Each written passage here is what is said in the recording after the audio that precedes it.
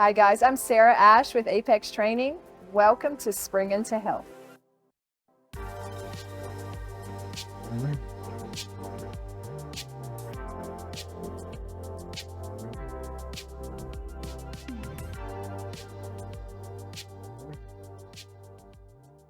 Sarah, thanks so much for sitting down for another video. Yes, thanks for having me.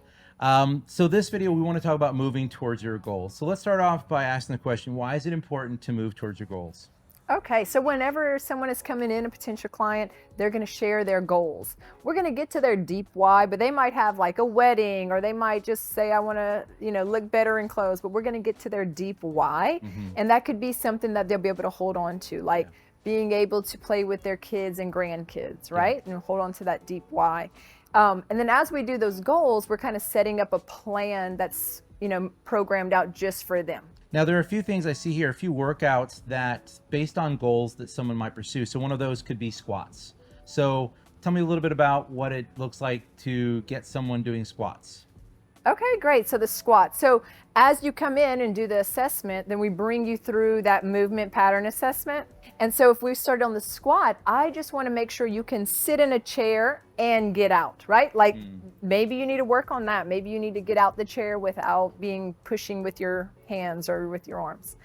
So then we'll have them just come sit on a box, stand, and that's a progression. Like sometimes that's where we start at. Sometimes they have surpassed that and will just continue on with their movement. So that might be, going to the box and holding a weight. That might be them actually squatting now with their body weight.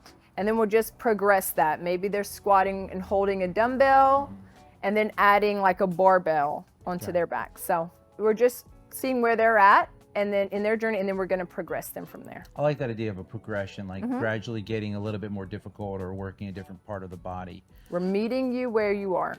I love that. One of the things I hear is lunges. So tell me about lunges. What is it, and what does it look like for someone to go through a progression? Okay, so the lunge, right? Like when you go to pick something up off the floor, you're using that lunge movement pattern. We're going to start that might be you holding on to something and using that as a guide as you lunge correctly. We're trying to guide the knee over the toe. A lot of people are afraid to drive their knee over the toe when they're squatting or lunging. And we want to go, that's a safe position. That's an ideal position. So as they go down in the lunge, we're pushing the knee forward towards the pinky toe, not letting that knee collapse inside the foot.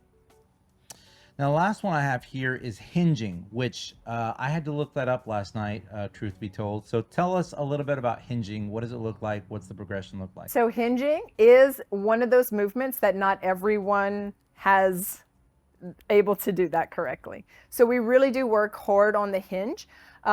Most people are sitting down all day, so that low back is stretched out and they're more in that curve position instead of hinging through the hips. So whenever they go to, again, pick something up, you're not going to go through the low back. We want them to hinge their hips back. We do that progression through a few different things. We'll use a PVC pipe, run that from 3 points of contact, their head and their back, and then their tailbone. And as they go through the movement and you're hinging through the movement, you're trying to keep all 3 points of contact and really stretching through those hamstrings and glutes. Nice. So, Sarah, when we're looking at these particular activities, the squats, the lunges, and the hinges, my big question is, how often should someone be doing that a week? Great question. So usually in our programming, we're going to start off at 3 days a week.